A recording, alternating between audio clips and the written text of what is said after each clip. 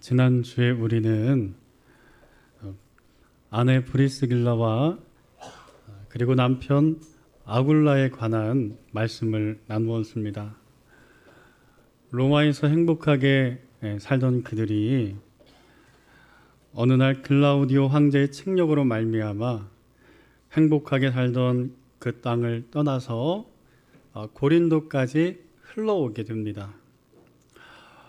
어찌 보면 두 부부에게는 큰 시련과 고난이지요. 하지만 이 고린도에서 이들이 사도 바울을 만나게 되지요. 그런데 사도 바울 또한 마음속이 상처투성입니다. 아덴, 지금으로 말하면 그리스 아테네라는 지역에서 자신 있게 복음을 전하다가 어찌 보면 선교 사역을 실패하고 그리고 발걸음을 옮긴 것이 고린도 지역이었습니다. 실패한 사도 바울, 그리고 여러 가지 고난 중에 있는 브리스가와 아굴라 부부가 고린도에서 만났습니다. 실패와 고난이 만나서 더 큰 역경을 이룬 것이 아니라 이 만남을 통하여 브리스길라 아굴라 부부에게 하나님의 복음이 전해지고 또 장막 만드는 일이 아주 흥하게 되어서 그들의 집 일부를 하나님의 예배처소로 내어드리고 그 내어드린 예배처소가 고린도 교회의 시초가 되었습니다. 우리 보기에 실패 같고 우리 보기에 고난 같은 순간들이 있습니다. 그러나 이 순간이 하나님과 만나면 실패가 아닌 소망이고 재앙이 아닌 승리가 될 줄로 믿습니다. 사랑하는 성도 여러분, 지난 한 주를 어떻게 보내셨습니까? 3주 동안 두려움에 관한 주제의 말씀을 갖고 연속해서 다루고 나누고 있습니다. 혹시 두렵습니까? 혹시 염려가 됩니까? 아니면 오늘도 이 시간 예배 드리는데도 여전히 걱정과 불안이 우리를 엄습합니까? 신실하신 아버지 하나님, 브리스길라와 아굴라 부부 사도 바울을 만나게 하셔서 고린도 교회를 세우시며 하나님의 선하신 역사를 이루어 가시는 주님께서는 오늘도 여러분의 삶을 이와 같이 붙들고 계시는 줄로 믿습니다. 여러분 어릴 때 혹시 퍼즐 놀이 해보셨나요? 퍼즐이 뭔가 하도 옛날 일이어서 아이를 키워보다 보면 이 퍼즐을 하나씩 사서 아이들과 맞춰볼 기회들이 있습니다. 사진 한 장 볼까요? 생각나게. 이게 퍼즐이에요. 모퉁이, 귀퉁이부터 이렇게 맞춰봐야 그림 퍼즐 같은 경우에는 이 퍼즐을 맞출 수가 있습니다. 그런데 그림 퍼즐을 맞추다 보면요, 한 조각 한 조각은 이게 무슨 그림일까, 어떤 모양일까 잘 알지 못합니다. 그런데 어떤가요? 이 퍼즐을 다 끼고 나면 이 퍼즐의 전체 그림이 나옵니다. 그런데 이 한 조각 한 조각 낄 때는요, 이 전혀 어떤 그림인지 상상할 수가 없지요. 오늘 우리의 삶을 하나님께서요, 이 퍼즐처럼 하나하나 끼워 나가고 있습니다. 하나하나의 조각은 어떤 의미를 갖고 있는지, 나의 기도의 문제 속에 하나님께서는 왜 이렇게 더디게 응답하시는지, 아니면 나의 자녀의 문제 속에서는 왜 이런 어려움을 주시는가, 오늘도 내 건강의 문제 속에서 왜 이 아픔을 하필이면 나에게 주시는가 하는 우리 퍼즐 조각을 들고 우리가요, 주님 앞에 때로는 한탄하기도 하고 원망하기도 할 적이 있습니다. 그러나 중요한 게 있어요. 이 퍼즐 속에서는요, 지금 우리가 다 하나하나 들고 있을 때는 알지 못하지만 이것이 완성이 될 때에는 하나님의 놀라운 계획들, 아하! 이런 하나님의 계획과 그림들이 나의 인생에 있었구나 하고 감탄할 때가 반드시 올 줄로 믿습니다. 그러니요, 이 퍼즐 조각 들고 교만할 필요도 없고 절망할 필요도 없습니다.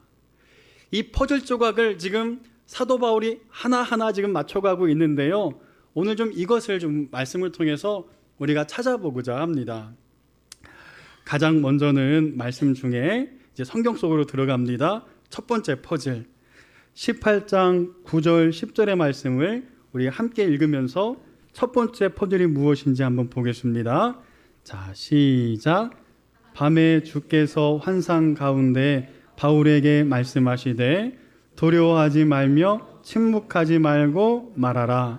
내가 너와 함께 있음에 어떤 사람도 너를 대적하여 해롭게 할 자가 없을 것이니 이는 이 성중에 내 백성이 많음이라 하시더라.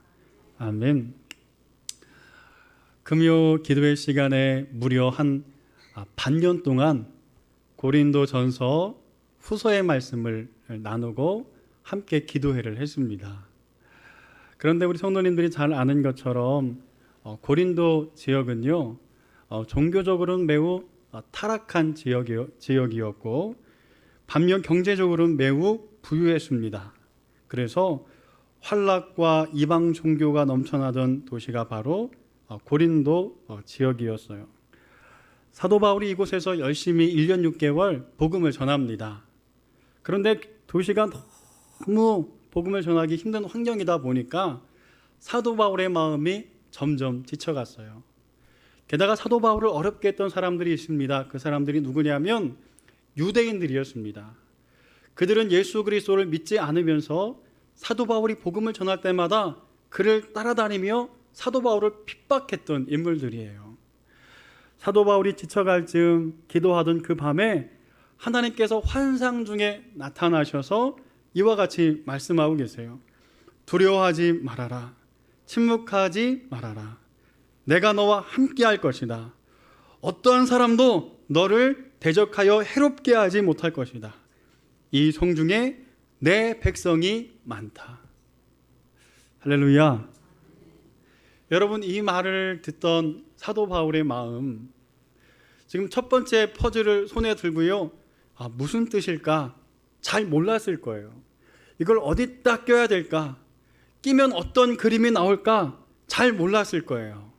그럼에도 불구하고 하나님 말씀하시니 순종하여서 그 길을 꾸준하게 걸어갑니다. 자, 그런데 하나님께서 이 첫 번째 퍼즐을 어떻게 끼시냐면 12절입니다. 같이 한번 읽습니다. 시작.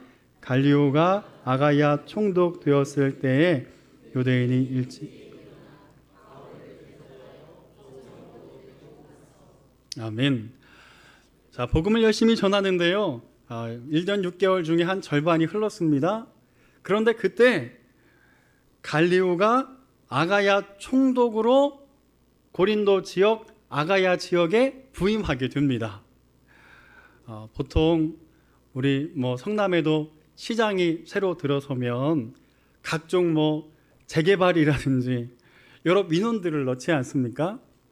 마찬가지로 갈리오가요, 총독으로 오자마자 많은 사람들이 그동안 해결되지 않은 문제를 이렇게 갖고 해결해 달라고 찾아오기 시작했습니다. 그런데 그 사람들 중에 누가 있었냐면요, 유대인이 있었습니다. 그들은 어떤 마음으로 갈리오를 찾아왔는가? 사도 바울이 복음을 전하는 것에 관하여서 매우 불쾌하게 생각하고 사도 바울을 그들이 고소해 버렸어요. 그리고 사도 바울과 유대인이 갈리오 총독 앞에 서게 되었습니다. 자, 재판장에 섰습니다. 그리고 고민하고 그리고 이 문제를 골치 썩으며 생각했던 갈리오가 어떤 판결을 하게 되냐면 15절 같이 한번 읽습니다. 15절 시작.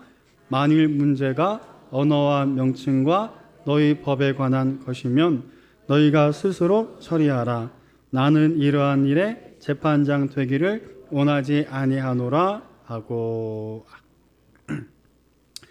여러분, 하나님께서 환상 속에 말씀하시지 않았습니까? 두려워하지 말아라, 놀라지 말아라, 침묵하지 말아라. 사도 바울이 순종했어요. 그러면 그 길이 활짝 열려서 걱정과 근심이 없어야 하는데 지금 어떤 상황이 되냐면 고난의 퍼즐을 하나 지금 사도 바울이 손에 붙들게 됐어요. 고소당했습니다. 재판장에 섰어요. 어찌 보면 하나님 앞에 원망할 수 있는 상황입니다. 그런데 이 퍼즐에는요, 놀라운 하나님의 비밀이 숨겨 있어요. 여러분, 마음을 집중하셔야 됩니다. 이 퍼즐 지금 3개를 찾을 텐데요, 첫 번째 퍼즐을 잃어버리면 두 번째 퍼즐, 세 번째 퍼즐에서 그 의미를 알 수가 없어요. 자, 첫 번째 퍼즐에 어떤 의미가 있냐면요, 사도 바울이 고소당해서 누구 앞에 섰어요? 갈리오 총독 앞에 섰습니다. 갈리오 총독이 누구냐면요, 당시에 설명하면 그의 이름은 본명이 마르쿠스 아네우스 노바투스라는 사람이었어요. 꽤 긴데, 이 사람은 어떤 사람이냐면 그의 형제 중 한 명이 세네카란 사람인데, 세네카란 사람은 네로 황자의, 로마의 네로 황제의 스승이었습니다.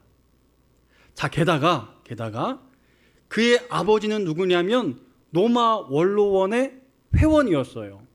우리로 말하면 국회의원이나 장관쯤 되는 가문의 집안의 아들이 이 갈리오인데, 갈리오가 고린도 지역, 아가야 지역에 총독으로 온 겁니다. 책임자로 온 거예요.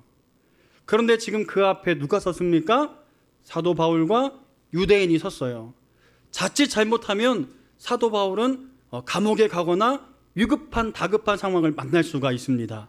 그런데 유대인들의 고소 상소를 다 듣던 갈리오가 어떻게 판결을 하냐면, 너희 언어와 명칭과 법에 관해서는 나에게 더 이상 아무 말도 하지 말아라.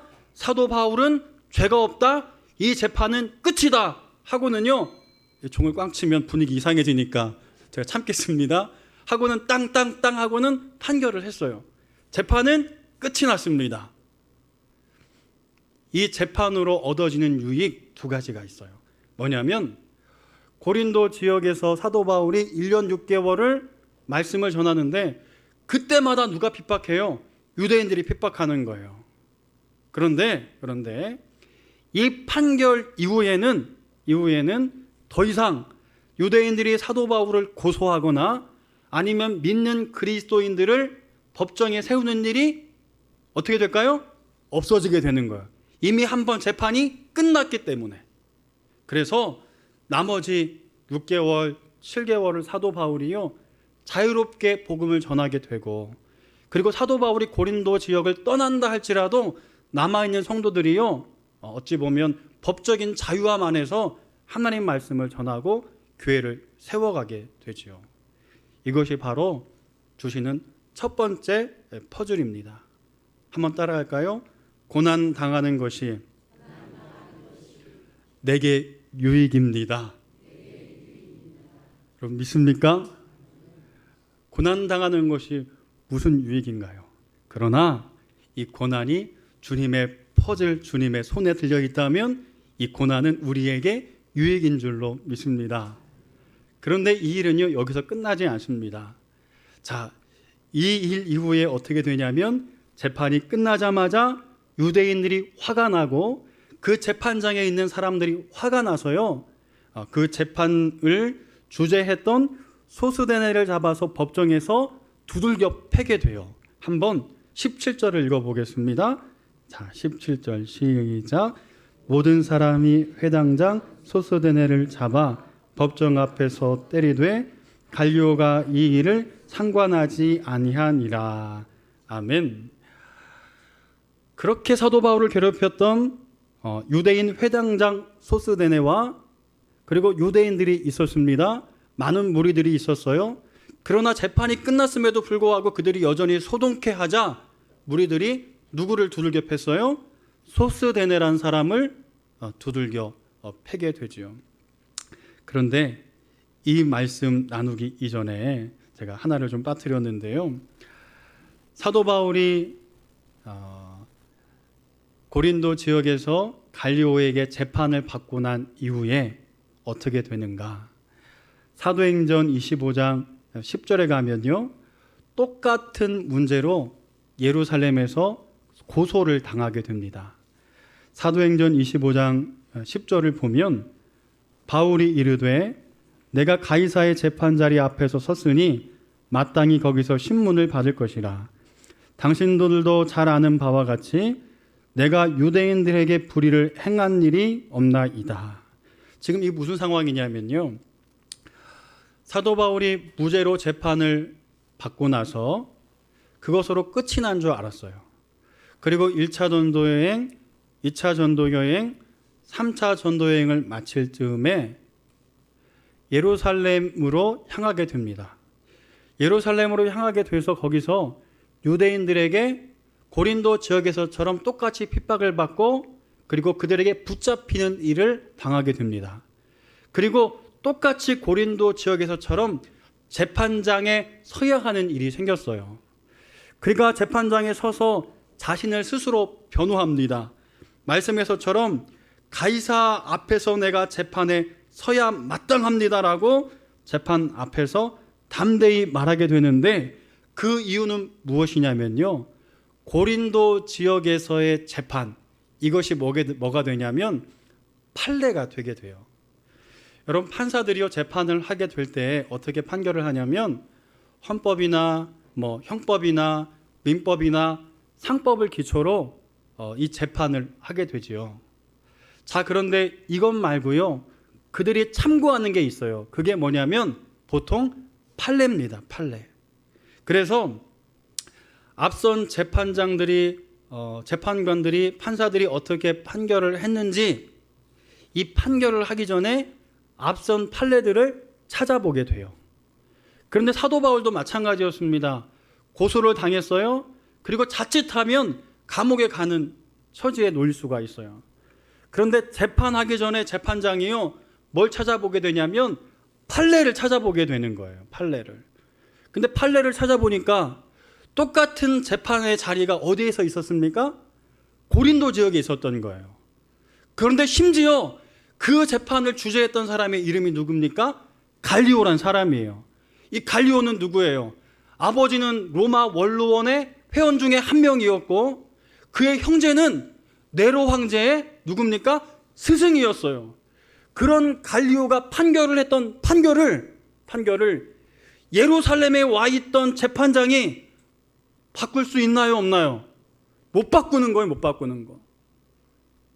바꿨다가는 자칫 나쁜 판례가 남기 때문에 앞선 갈리오가 내렸던 이 판결에 대해서, 이 판례에 대해서 무시할 수 없게 되는 거예요. 그런데 지금 상황이 급박합니다. 예루살렘에서 많은 무리들이요, 사도 바울을 속히 죽이라고 간청하는 상황이에요. 자칫하면 이 예루살렘이 소동케 되어지는 정말 다급한 상황이지만, 그러나 이미 판례가 있고 이 판례를 정치적으로 굉장히 입지가 큰 갈리오가 했던 판결이기 때문에 예루살렘에 있던 재판관이요, 함부로 이 판결을 바꾸지 못해요. 사도 바울이 요청합니다. 나를 로마로 보내주십시오. 내가 가이사 앞에서 다시 한번 재판받겠습니다. 그러자 재판관이 호위병을 세워서 그에게 호위병을 붙이고 배를 태워서 사도 바울을 로마까지 후송하게 돼요. 어찌 보면 사도 바울이 혼자 갔다면 굉장히 어렵고 힘든 상황일 수 있습니다. 그러나 재판장이 하나님께서 선하신 인도하심으로 말미암아 가장 안전한 길로 복음의 마지막 한 점을 찍기 위한 로마, 그 지역까지 하나님께서 무사히 그의 걸음을 인도하신 줄로 믿습니다. 이게 두 번째 퍼즐입니다. 그리고 세 번째 퍼즐은요, 제가 이 부분을 좀 놓쳤었는데 17절 죄송하지만 한 번 더 이 말씀을 읽어보겠습니다. 자, 시작. 모든 사람이 회당장 소스데네를 잡아 법정 앞에서 때리되 갈리오가 이 일을 상관하지 아니하니라. 아멘. 자, 여기 회당장 소스데네, 그 유대인입니다. 그리고 회당을 지키는 사도 바울을 핍박했던 대장과 같은 사람이었어요. 근데 재판이 끝나자마자 소스데네가 유대인들에게 그리고 무리에게 이 폭행을 당하게 됩니다. 자, 소스데네는 어떻게 되었을까요? 이것이 세 번째 퍼즐인데요. 그는 고린도전서 1장 1절에 보면 이렇게 말씀하고 있습니다. 하나님의 뜻을 따라 그리스도 예수의 사도로 부르심을 받은 바울과 형제 소스데네는. 여러분, 여기서 17절에 나와 있는 소스데네와 고린도전서 1장 1절에 나온 바울의 형제라고 불려지는, 믿음의 동역자라고 불려지는 소스데네가 같은 사람일까요? 다른 사람일까요? 예, 믿음으로 같은 사람입니다 하면 안 되겠지요. 하나님 말씀은 꼼꼼히 천천히 잘 봐야 합니다. 같은 사람인지 아닌지를 알 수 있는 구절이 있어요. 어떤 구절이냐면 사도행전 18장 8절에 보면요, 누가 나오냐면 또 회당장 그리스보가 온 지방과 더불어 주를 믿고 수많은 고린도 사람들이 듣고 믿어 세례를 받더라 라는 말씀이 나와요. 여기 누가 나오냐면 회당장 그리스보가 나와요. 그가 예수를 믿었습니다. 자, 그런데 이 사람의 이름이 또 어디 나오냐면요, 고린도전서 1장 14절에 나옵니다. 나는 그리스보와 가이오 외에는 너희 중에 아무에게도 내가 세례를 베풀지 아니한 것을 감사하노니. 사도행전 18장에 있는 회당장 그리스보가 예수를 영접하고 그 이름이 고린도전서에 똑같이 다시 언급되고 있어요. 그런데 이 18장에 나오는 소스데네 또한 고린도전서 1장 1절에 똑같이 언급되고 있는 거예요. 그래서 많은 신학자들은 대부분요, 고린도전서에 나오는 형제 소스데네, 바울의 동역자 소스데네와 사도행전 18장 17절에 나오는 두들겨 맞았던 소스데네, 사도 바울을 고소했던 소스데네가 동일한 인물로 추정을 하고 동의하고 있어요. 아마도 소스데네는 이 일로 말미암아 회당장의 자리를 잃어버렸을 거예요. 그리고 낙심했던 그에게 고린도 지역에 누군가 성도가 찾아갔고 그에게 복음을 전했고 그가 복음을 믿고 사도 바울의 동역자가 됐고, 심지어 고린도전서에는 그 소스데네를 나의 사도 바울이 형제라고 말할 것처럼 귀한 믿음의 사람으로 변화된 줄로 믿습니다. 이것이 퍼즐 세 번째였어요. 사랑하는 성도 여러분, 우리가 지금 퍼즐 하나, 두 개, 세 개를 맞춰 봤습니다. 이 퍼즐 하나하나를 봤을 때에는 이게 무슨 뜻인가 잘 알지 못해요. 그러나 세월이 흘러서 하나, 두 개, 세 개, 그리고 퍼즐이 완성돼 갈 때에는 이 퍼즐의 그림이 무엇인지 우리가 알 수 있지요. PPT 두 번째 그림 볼까요? 네. 마지막 퍼즐 하나가 우리 인생 가운데 딱 끼워지면, 주님 앞에 가서 마지막 퍼즐을 끼면 여러분이 그동안 살아왔던 삶의 자리들, 때로는 승리하고 즐거워했던 순간도 있고 아파하고 애타했던 순간도 있을 텐데, 왜 그렇게 그때 하나님께서 은혜를 주셨는지, 웬 은혜였고 사랑이었는지, 또 고통과 아픔을 주셨을 때에는 왜 그런 고통과 아픔의 시간들이 나에게 왔는지 밝히 알 때가 반드시 올 줄로 믿습니다. 그러니 오늘 말씀 기억하면서요, 오늘 삶의 자리 속에서 두려워하지 않는 여러분 되기를 주의 이름으로 축원합니다. 그리고 지금은 비록 이해되지 않을지라도 하나님 앞에 모든 주어진 일 속에서 감사로 승리하는 우리 모든 성도 되시기를 주의 이름으로 축복합니다. 마지막 세 번째 사진을 한번 보면서 이제 말씀을 마치고자 합니다. 무슨 그림이냐면, 이제 펭귄들이 이렇게 바다에 사냥을 나가려고 하는 장면이에요. 그런데 바다로 뛰어들기가 겁이 나요. 왜냐하면 바닷속에 들어가면 이 펭귄을 기다리고 있는 바다 사자라든지 뭐 여러 가지 뭐 이들을 위협하는 바다 생물들이 있는 거예요. 그래서 펭귄들이 다 얼음 위에 서서 누가 먼저 뛰어내릴까 하고 바라봅니다. 가장 먼저 뛰어내리는 놈이 가장 위험해요. 그러나 한 놈이 뛰어내리면 나머지 펭귄들이요 주저하지 않고 다 뛰어내리는 거예요. 다. 오늘 이 말씀을 마치면서 우리가 이와 같은 첫 번째 펭귄처럼 되어지기를 소망합니다. 두려워하지 말고 담대하고 우리 인생이 하나님 앞에 하나님 손에 맡겨진 퍼즐과 같은 인생임을 믿고 오늘도 삶의 바다로 뛰어내리면 붙드신 하나님, 함께 하신 하나님께서 우리의 삶에 반드시 동행하실 줄로 믿습니다. 기도하겠습니다. 주 예수 그리스도의 은혜와 하나님의 사랑하심과 성령의 교통하심이 오늘도 삶의 자리 속에 두려움은 내어버리고 우리의 인생이 하나님 앞에 붙들려 있음을 믿고 감사로 예배하는 사랑하는 모든 성도들 그리고 그 가정의 자녀들 그리고 나라와 민족과 열방 위에 영원히 함께 하시기를 축원하옵나이다. 아멘.